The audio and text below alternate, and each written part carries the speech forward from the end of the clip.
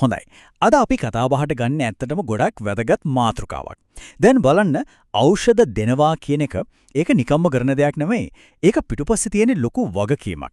මොකද පොඩි අත්වැරදීමකින් උනත් බලාපොරොත්තු නොවුණු ලොකු හානියක් වෙන්න ඉඩ තියෙනවා. ඉතින් ඒ නිසාමයි අපි මේ මුළු ක්‍රියාවලියම කොහොමද උපරිම ආරක්ෂිතව කරන්න කියලා හරියටම විග්‍රහ කරගන්න යන්නේ. එහෙනම් ප්‍රශ්නේ තමයි මෙච්චර සංවේදී ක්‍රියාවලියක් කරනකොට කිසිම වැරද්දකට පොඩ්ඩක්වත් ඉඩ නොතියා নিরপেক্ষ ආරක්ෂාව කියන දේ සහතික කරගන්නේ කොහොමද? ඒකට පිළිතුර දෙන්නේ අපි හරියටම අනුගමනය කරන නිශ්චිත ක්‍රමවේදයක. අපි බලමු ඒ මොකද්ද කියලා. ඒ කියන්නේ මේක නිකම්ම බෙහෙත් ටිකක් හතට දෙන එකට වඩා ගොඩක් එහා ගිය දෙයක්. මේක කියන්නේ පියවරෙන් පියවර හැම තැනකදීම ආරක්ෂාව තහවුරු කරන්න හරිම සැලකිල්ලෙන් හදපු ක්‍රියාපටිපාටියක්. අන්න ඒක තමයි මෙතන තියෙන වැදගත්ම කාරණය. ඇත්තටම ආරක්ෂාව කියන දේ පටන් ගන්නේ බෙහෙත අතර ගන්නත් කලින්. ඔව්. ඊටත් කලින්. ඒ කියන්නේ මේ හැම දෙයකම අත්‍යවාරම තමයි අපේ නිවැරදි සූදානම සහ අපි වැඩ කරන පරිසරයේ කුයි වගේද කියන එක.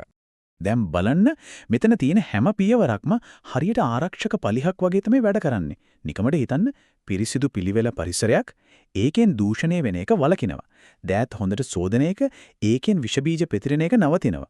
ඊළඟට රෝගියා කවුද කියලා දෙපාරක්ම තහවුරු කරගන්න එක අන්න ඒකෙන් සමහර විට වෙන්න පුරුවන් දරුණුමත් වැරද්දක්. ඒ කියන්නේ වැරදි කෙනෙකුට බෙහෙත් දෙන එක සම්පූර්ණයෙන් වළක්ව ගන්න පුළුවන් වෙනවා. හරි. දැන් අපි යොමු වෙමු මේ ක්‍රියාවලියේ තියෙන පළවෙනිම සහ ප්‍රධානම ආරක්ෂක කණුවකට. ඒකට අපි කියනවා ත්‍රිත්ව පරීක්ෂාව කියලා. මේ අංක 3 හොඳට මතක තියාගන්න ඕනේ. මොකද මේක හරිම සරල දෙයක් වගේ පෙනුනට ඇත්තටම අතිශයින්ම බලවත් ආරක්ෂක පුරුද්දක්. මෙතනදි වෙන්නේ හරිම සරල දෙයක්. එකම බෙහෙත අවස්ථා 3කදී පරීක්ෂා කරන එක. පළවෙනි පාර බෙහෙත රාක්කෙන් හෝ ගබඩාවෙන් ගන්නකොටම. දෙවෙනි පාර ඒක ලේබලේ බලලා බෙහෙත සූදානම් කරනකොට. අන්තිම පාර රෝගියාට දෙන්න තත්පර කිහිපයකට කලින්. බලන්න මේ පරීක්ෂා කිරීම 3 නිසා අත්වැරදීමක් වෙන්න තියෙන ඉඩ කොච්චර දුරට අඩු වෙනවද කියලා. හරි. ත්‍රිත්ව පරීක්ෂාව ගැන අපි කතා කළා. දැන් අපි යන්නේ මේ මුළු ක්‍රියාවලියම හරය එමත් නැත්නම් හදවත වගේ කොටසකට. ඒ තමයි පරිපාලනයේ නිවැරදි කරුණු 6.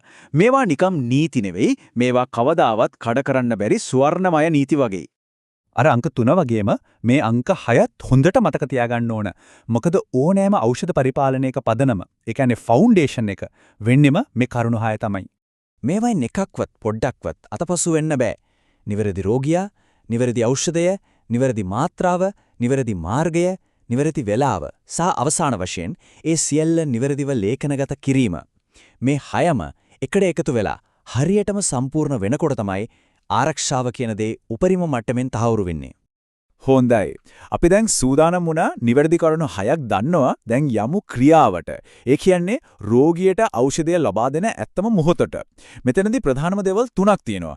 ඒ තමයි සැලකිල්ල, හොඳ sannivedanaya සහ නිරීක්ෂණය. රෝගියා එක්ක කතා කරන එක හරිම වැදගත්. මොකද අපි මොනවද දෙන්නේ, ඇයි දෙන්නේ කියලා සරලව පැහැදිලි කරාම ඒ අයගේ සහයෝගය අපිට ලැබෙනවා. ඒ වගේම ඔවුන්ව කෙලින් ඉරියව්වකට ගේන එක. ඒකෙන් බෙහෙත් උගුරේ හිරවීමේ අවධානය ගොඩක් අඩු වෙනවා. ඊට පස්සේ බෙහෙත සම්පූර්ණයෙන්ම ගිලිනකම්ම බලාගෙන ඉන්න එක. අන්න ඒකෙන් තමයි අපිට 100% සාධක වෙන්න පුළුවන් ඖෂධය හරියටම ශරීරගත වුණා කියලා. හැබැයි බෙහෙත් දුන්න පාළියට වැඩේ ඉවරයි කියලා හිතන්න එපා. නෑ. තාම ඉවර නෑ.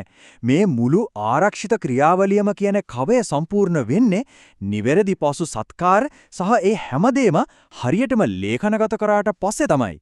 ඒ කියන්නේ ඖෂධයට මොන වගේ ප්‍රතිචාරයක්ද තියෙන්නේ, අතුරු ආබාධ තියෙනවද කියලා විමසිල්ලෙන් ඉන්න ඕන. බෙහෙත දුන්න ගමන්ම ඒ මොහොතේම ඒක සටහන් කරන්න ඕන. රෝගියාට සුවපහසුව සලසන්න ඕන. මේ හැමදේම එකට එකතු වුණාම තමයි අපි අඛණ්ඩ සත්කාරයක් කියලා කියන්නේ. මෙන්න මේ කියමන නම් කවදාවත් අමතක කරන්න හොඳ නැති දෙයක්. ලේඛනගත කරලා නැත්නම් ඒක කරලා නැහැ.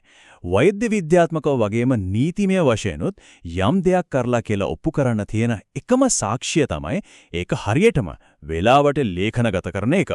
එහෙම සටහනක් නැත්නම් පිළිගැනීම තමයි ඒ දේ සිද්ධ වුණේ නැහැ කියන එක. දැන් බලන්න මේක තමයි ආරම්භක ලක්ෂ්‍ය. එහෙමත් නැත්නම් අපේ නියෝගය. මොන ඖෂධයද? මාත්‍රාව කොච්චරද? කොහොමද දෙන්න ඕන? දවසට කීපාරක්ද කියන එක මෙතන පැහැදිලිවම තියෙනවා. අපි කරන හැම ක්‍රියාවකටම පදනම වෙන්නේ මෙන්න මේ ලේකරය. හරි. අර කලින් තිබුණේ නියෝගයනේ. මෙන්න තියෙනවා ඒක ක්‍රියාත්මක කරපු විදිහ. කලින් ලේඛනයේ නියම කරපු දේ මේ ලේඛනයේ සටහන් වෙනවා. මුඛ ඖෂධ ලබා දුන්නා, රෝගියා නිරීක්ෂණය කළා, විශේෂ පැමිණිලි නැහැ. දැක්කද? අන්න එහෙමයි අපි අර කවය සම්පූර්ණ කරන්නේ. වෘත්තීය මට්ටමේදී මේක කොරිතරම් සූක්ෂමව කරනවද කියන එකට මේක හොඳම උදාහරණයක්. මේක හරියට පිරික්සුම් ලයිස්තුවක් වගේ. පියවර අංක 1 රෝගියා හඳුනාගත්තද? ඔව්. පියවර අංක 4 දෑත් සේදුවාද? ඔව්. පියවර අංක 8 නිවැරදි ඖෂධය තෝරාගත්තද? ඔව්. පියවර අංක 14 වහාම ලේඛනගත කළාද? ඔව්. ඒ කියන්නේ හැම පියවරක්ම සවිඥානිකවම තහවුරු කරන්න ඕන. ඉතින් මේ හැමදේම දිහා බැලුවම මේ සම්පූර්ණ ක්‍රියාපටිපාටිය ගැන හිතන්න ඕන මෙහෙමයි. මේක නිකම්ම එක දිගට කරගෙන යන පියවර මාලාවක් නෙවෙයි. මේක එකක් උඩ එකක් ගොඩනගෙන ආරක්ෂක ස්තර ගොඩක්. හරියට ආරක්ෂක දැල් ගොඩක් වගේ. එක දැලකින් රිංගුවත් ඊළඟ දැලට අනිවාර්යයෙන්ම අහු වෙනවා. අවසාන වශයෙන් පොඩ්ඩක් හිතන්න. ගුවන් යානයක් ගුවන්ගත කරන්න කලින් නියමුවන් පාවිච්චි කරන පිරික්සුම් ලයිස්තුව ශල්‍ය කර්මයකට කලින් වෛද්‍යවරුන් අනුගමනය කරන ක්‍රමවේද මේවා වගේම මේ අපි කතා කරපු සරල හැබැයි අතිශයින් විනයගරුක ක්‍රියාපටිපාටියක් ජීවිතයත් මරණයත් අතර වෙනස ඇති කරන අපේ ජීවිතේ තවත් තැන් මොනවද තියෙන්නේ